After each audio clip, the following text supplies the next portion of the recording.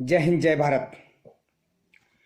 मैं हवलदार नारायण नरले एससी। जवानों ने जितने भी मीडिया में बयान दिए हैं सेवादारी के ऊपर, उसके साथ मैं सहमत हूं और उसका मैं आई विटनेस साक्षीदार हूं। मैंने 523 SC battalion station headquarter Ramgarh और 533 एससी बटालियन में ये अपने आंखों से देखा है। सेवादारी की कोई खास डेफिनेशन नहीं है, लेकिन सेवादारी सिर्फ सेवादारी तक सीमित नहीं है। इससे करप्शन को वहां मिलता है, क्योंकि जो नीचे वाले अधिकारी होते हैं, लेफ्टिनेंट मेजर, लेफ्टिनेंट कर्नल, उनको सेवादारी लागू नहीं है, लेकिन वो ऊपर वाले अधिकारी उनसे कृपा से लेके बैठे हुए हैं। फिर एहसानमंद हो जाता है, फिर ऊपर से कोई गलत डॉक्यूमेंट साइन करना हो, इलीगल हो, फिर ऊपर वाले के फिर इनको प्रमोशन भी लेना है, बहुत सारे चीज़ें इसमें अटक जाती है। फिर उनके एक फ़ोन पे वो साइन हो जाता है। सेवादारी ऑफिस के अंदर की जवानों से कैसे नौकर की तरह काम लिए जाते हैं। ऑफिस के बगल में ही टी रूम होते हैं। जवानों से फिर वही ये एक सिलेक्टेड बंदे सिलेक्ट करके उन्हीं से उनको चाय पिलाना, बिस्किट खिलाना, खाना खिलाना, स्नैक्स खिलाना, उनको फिर जो चाहिए वो टेबल पर ला के रखना, सिगरेट पिलाना, फिर सिगरेट के जो प्लेट्स होते हैं वो साफ करना। फिर क्वार्टर के अंदर बोलो इनके, तो क्वार्टर में जो भी इनके कुत्ते घुमाना, कुत्तों को साफ करना, टॉयलेट्स बाथरूम साफ करना, वहाँ जो गार्डन सामने होगा तो गार्डन साफ सफाई रखना, वहाँ का घास कटवाना, वहाँ के बच्चों को गार्डन में खिलवाना, खिलवा के फिर लाना, फिर स्कूल लेके जाना, स्कूल से वापस ले के जाना। फैमिली को अगर मार्केट में लेके जाना तो उनके साथ जाना आना, फिर उनके बच्चों ने फैमिली ने कुछ मांगा तो मार्केट से लेके आके देना। क्वार्टर के अलग सेवादार, ऑफिस के अलग सेवादार, फिर ग्राउंड में कुछ काम होगा तो वो ग्राउंड में फिर ऑफिस के बाहर भी बैठेंगे, वहाँ भी सेवादार। मतलब सेवादार की कोई यहाँ खास डेफिनेशन नहीं है। सेवादार मतलब कि सेवादार नहीं, उनके अगल बगल में सेवादार का जुमला होता है, बोलोगे तो कुछ गलत नहीं होगा। फिर सेवादारी का सबसे बड़ा जुमला तो विजिट है। विजिट के समय जवानों से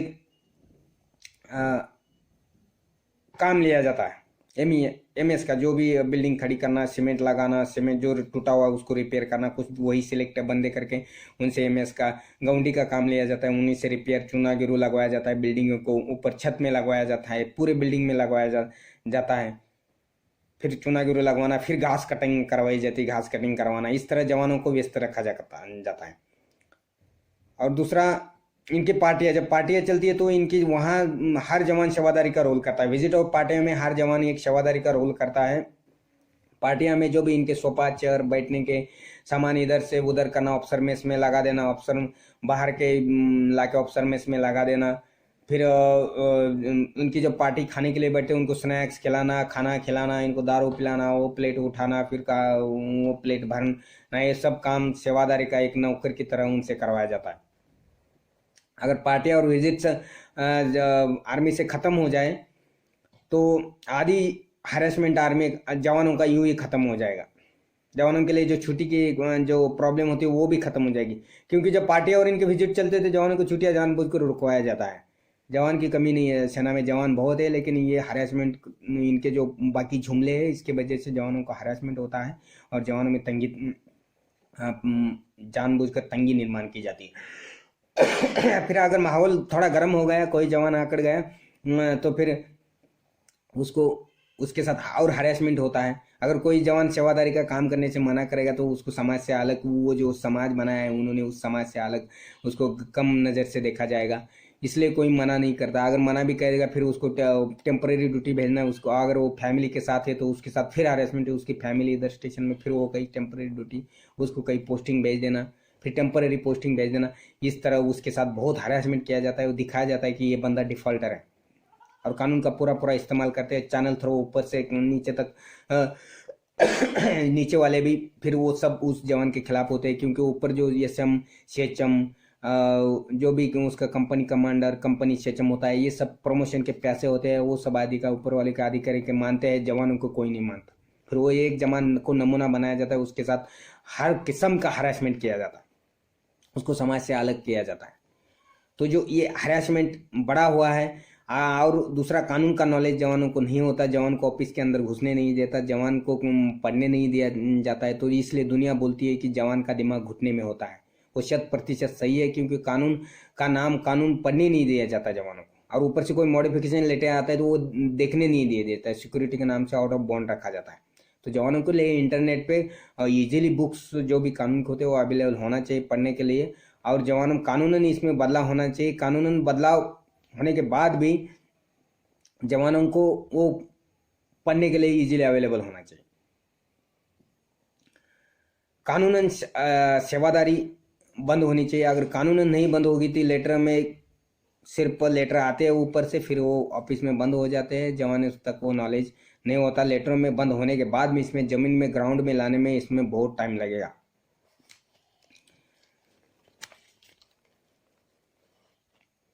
अगर अगर आप सत्य उन अधिकारियों का मैं बोलना चाहता हूँ जो ये जुमले लेके बैठे हैं, इनको ये पसंद है। हर आज का इंसान आराम की जिंदगी चाहता है, कोई तकलीफ नहीं चाहता है। कानून में बदलाव की बहुत ज़रूरत है। अधिकारी आराम चाहते हैं, जितनी उनको सेवादारी मिल को उतना ठाठ है उनका, कोई नहीं छोड़ना चाहता। सब सेवादारी के तकरीबन ज़्यादातर सेवादारी के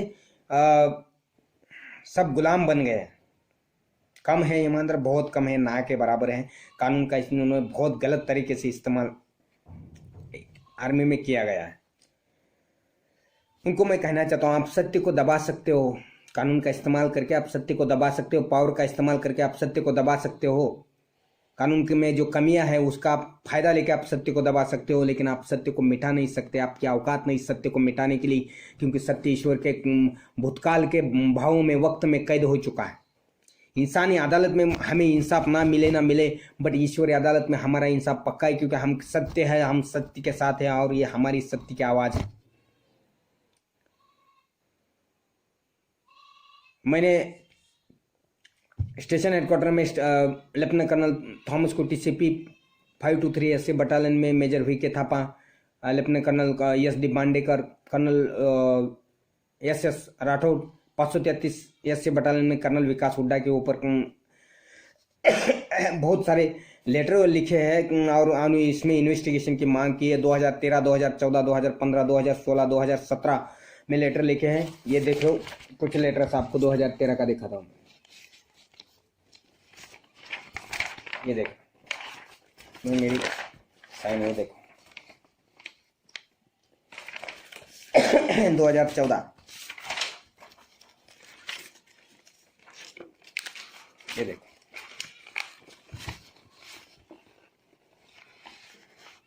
ये मेरी नीचे साइन, इसमें सभी को लिखे हुए, prime minister of India, president of India, home minister, chief of army staff, रक्षा मंत्री, सभी को लिखे। और इसमें इन्वेस्टिगेशन इंक्वायरी होनी चाहिए, तो कोई इंक्वायरी नहीं किया गया।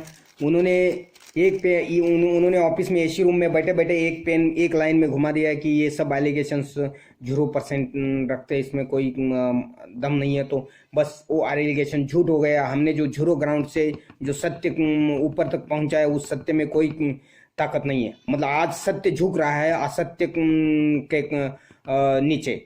मतलब ऑफिस में AC रूम में बैठे बैठे इनके पेन में इतनी ताकत आ गई, तो इसका अंदाजा लगाओ इनकी ग्रिप कितनी मजबूत हो गई है। और कानून में बदलाव होने के बाद भी जवानों को इजीली, ओपनली या इजीली पढ़ने के लिए नेट पे अवेलेबल होना चाहिए, लाइब्रेरी पर वो बुक्स अवेलेबल होना चाहिए। तो उनको क्या लागू है, क्या ना लागू है, उनके वेलफेयर में क्या आ रहा है, कितना आ रहा है, उनको मिल रहा है, नहीं मिल रहा है, ये सब कुछ मालूम नहीं जवानों को। सुरक्षा के नाम पे जवानों से सब छुपाया जाता है, और सेवादारी को और सहायक को बढ़ावा दिया जाता है। ये चाहते हैं जवानों का दिमाग घुटने में रहे, जवान 24 तास व्यस्त रहे, तब उनको आराम रहेगा, स्वस्थ रहेंगे। जवानों के अंदर की काबिलियत कम नहीं हुई है, लेकिन बहुतांश अधिकारियों की काबिलियत पे सवाल उठता है। जय जय जय जवान, जय जय जय भारत माता, जय हिंद, जय भारत।